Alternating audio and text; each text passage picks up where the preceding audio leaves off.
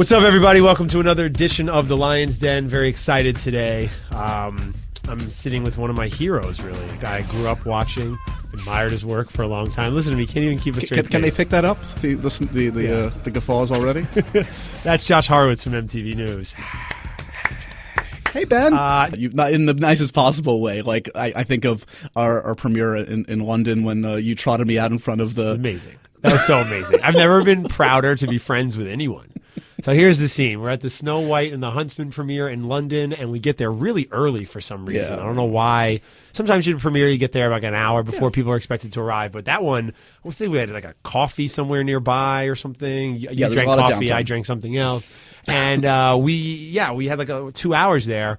And it's a Kristen Stewart premiere, so the fans are out in full force. And London does those big Leicester Square premieres, and I hear the chants of Joshy, Joshy, Josh, and there's signs, and people were there to see you. It was amazing. It was very flattering, very sweet. You have a much higher level of celebrity. I've walked the streets with you, so you're used to it. But I was like, fans, can I take your picture? And I'm like holding the picture, the camera, taking pictures of you and your fans. As you well know, and we were awesome. talking about this before. Like, you and I share that Kristen Stewart bond, and that the fans have really, I guess, appreciated our interviews with her in the past, and we've tried to be respectful. Which reminds me, and I mentioned Twitter.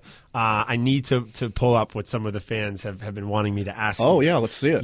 Because it was Kristen's birthday the other day. That's right. Can you believe she's 24?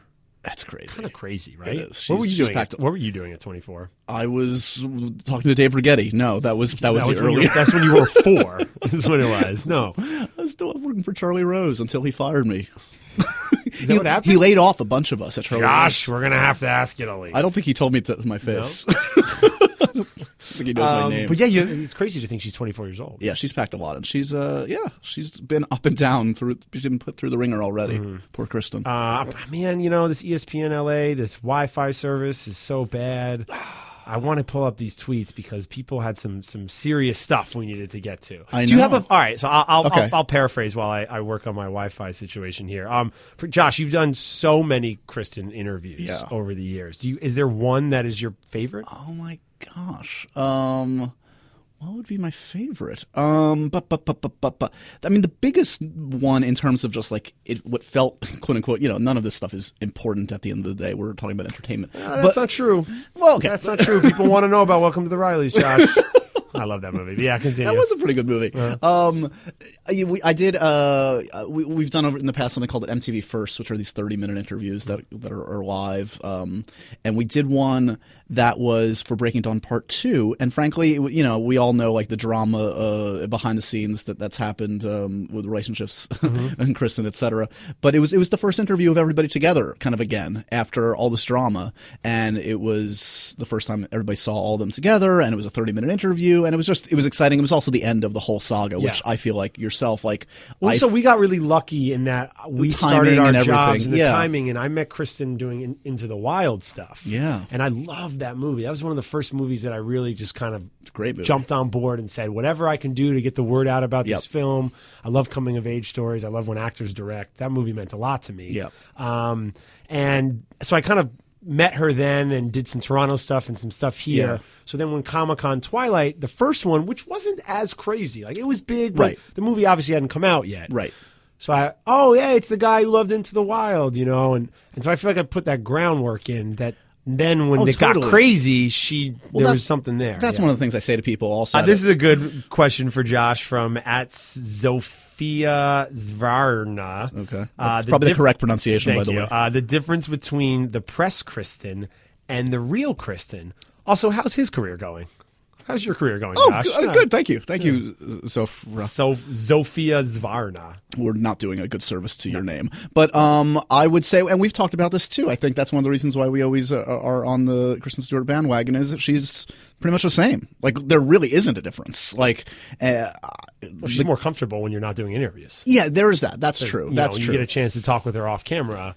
It's a little different, even though you do have that relationship and that trust. She's just a little bit more at ease. But she's still awkward in the nicest possible way. It's not like suddenly she's like smooth as can be and like is not like kind of like jittering around. That's just sort of her. So yeah, I honestly, there aren't huge differences. What are your favorite Robin Kristen movies and the best Robin Kristen moments? This is from @Livy Rochelle SoCal Mountain Gal. Okay. I think. Do you have some favorite Rob and Kristen movies away from maybe the Twilight series? Let's see. Well, I definitely loved Into the Wild. That's a beautiful film. Mm-hmm. Everyone's performances in that are awesome. Galifianakis popping up in that movie. Remember? Oh my gosh, I forgot about that. He's working with Vince Vaughn and a tractor or something. We just did a shoot with. I've been doing a bunch of shoots with Emil Hirsch in the last few months. Whose Twitter, by the way, is awesome. Oh, he's big a Twitter maniac fan in the of best Emil. possible way. It's really good. His stream of consciousness and little ironic. I like Emil a lot. We, as we tape this is before Movie Awards, but you'll see him now. You can go online and see a bit that he did for us for Movie Awards. That was crazy. Emil is willing to go places that are really funky. Yeah. I feel like funny. 6-7 years ago, if you had said to me, "Who's going to be the biggest star? Joseph Gordon-Levitt, Emil Hirsch, Shia LaBeouf," I would not have said Joseph Gordon-Levitt. Right. No, totally. And he's the biggest of the three of them right now. He's made really smart decisions. But to answer the question, I would say off the top of my head, on Rob, I mean, I really, I liked Water for Elephants. Your favorite director, Francis Lawrence, Ben, is one of my favorite. Just like I Am Legend is one of. That's a whole long story. That's a long story. But I do think that's a quality. It's a quality film, and it was good to see. You liked Water for Elephants better than I did, I think. Yeah. More than I did. But for Rob, I liked the 9/11 movie that nobody liked. Remember Me? Yeah, I liked Remember Me. I also liked how he came to the junket in a white T-shirt and just didn't even make eye contact. I think he was in a weird place. I think he had his fly down the entire interview. I mean, I didn't notice honestly, but he said right after, as soon as we cut, he was like, "Oh, my fly was down." Didn't care. Pure Rob. His way. Pure Rob. But you're talking about Kristen, and she's worked a lot more than he has.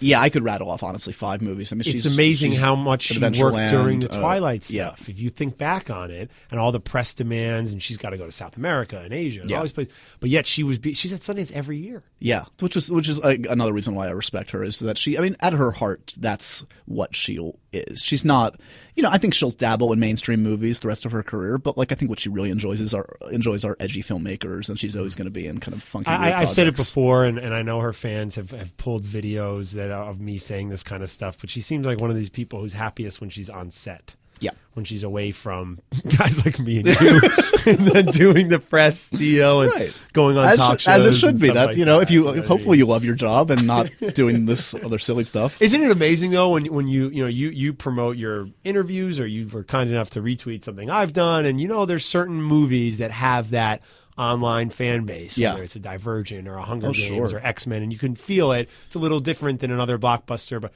her fans online, it's the most extreme, intense, and passionate, all that good stuff. Yeah. It's kind of fun to see. It is fun to see. It bums me out sometimes when I see things on Twitter, and it's because a lot of the people that follow me, because I've been at MTV, are frankly young fans, teenagers, and it runs the gamut, but there are a lot of young people.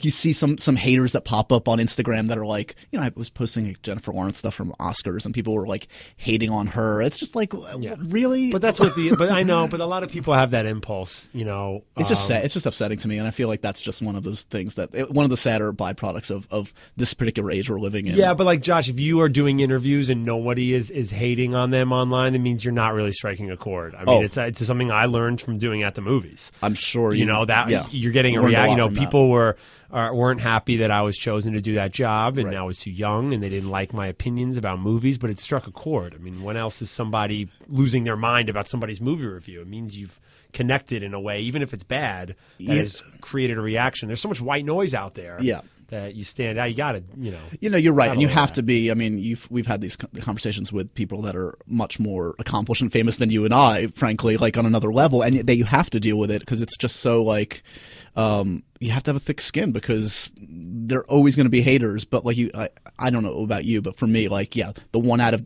20 comments that is negative, that's unfortunately the one that sticks with me. You can't be like that. I'm still like that. It's hard. You kind of have to just laugh it off. And move on and stuff. But yeah, what do you got next? You got the MTV Movie Awards. I'm just trying to survive one day. Kick-Ass too. He's one of I always take pride in the ones where everybody else frankly has a tough time with. Yeah. And I think Aaron's a very sweet guy, but he's super shy, and it's tough to get anything out of him. I interviewed him with our buddy Christopher Mintz-Plasse, I think, at Comic-Con, and for whatever reason, he came out of his shell during that interview, and I was like, I broke through. I found the personality in Aaron Taylor Johnson. That's why I've always enjoyed, as a fan, watching your interviews with Kristen, and that's why I've always liked talking to her, because she does get such a bad rap for being difficult or hard to talk to. Right. And you can get real emotion and insight and funny stuff and show her personality. I always love that. Oh yeah, please. When I posted "Happy, Sad, Confused" with her, everybody was like, "Oh my God, she's smiling! How great!" But yeah, he's a tough one, and I mean, we haven't done too many things with him because he hasn't been working. Right. Exactly. I hadn't until this press cycle. The music guys over at MTV obviously talked to him a ton, but it was my turn, and I think he's just. I think he's super talented, obviously, and I would have voted for that performance probably too. I think he might take himself a little seriously. I think that might be the biggest understatement in history. I'm trying to be diplomatic. You don't need to be diplomatic, Josh. No one's listening to this besides my mother and all the Kristen Stewart fans. So those people reported to me. Yeah, they're very particularly your mother. Yeah, well, yes, thank you. She is. She's the boss. But yeah, that Kristen stuff is so palpable and it's so cool. And I hope she understands that they exist out there like that. I think she does, right? I mean, when we showed her the photos from you on the red carpet at the Huntsman with all the signs and stuff, I know she loved it. Right. Yeah, she's got. I wonder what her relationship is with Twitter. Like, you think she just pops in under an alias and checks and stuff? I don't know. I feel like I think she does, because in my interview at Sundance this year, she talked a little bit about Instagram. Really? So I was like, oh, okay, somebody's on social media. It's got to be tough, though. I mean, for someone that extreme level, again, going back to our kind of haters versus whatever conversation, there's such extreme opinions about her out there that I have a complex already, and 6 people are talking about me, 6 million people talking about me every day. I don't know what I would do with myself. Yeah, you'd probably go nuts and crawl into a hole and never. I already have a hole that I crawl into. never come out. Just go after it. Everybody on Twitter wants you to sing "Happy Birthday" to Kristen. Is that going to happen? I can barely carry a tune. Happy birthday to you, Kristen. There you go. Internet just went nuts. Internet exploded. But as people, this is a week late now. Save that for her 25th next year. God, she's so young. It's so crazy. All right, Josh Horowitz, you're the best. I'll remember what I was talking about when he ended this up. Thank you for coming by. Anytime. Good luck with your Yankees. Excited to see Jeter's farewell.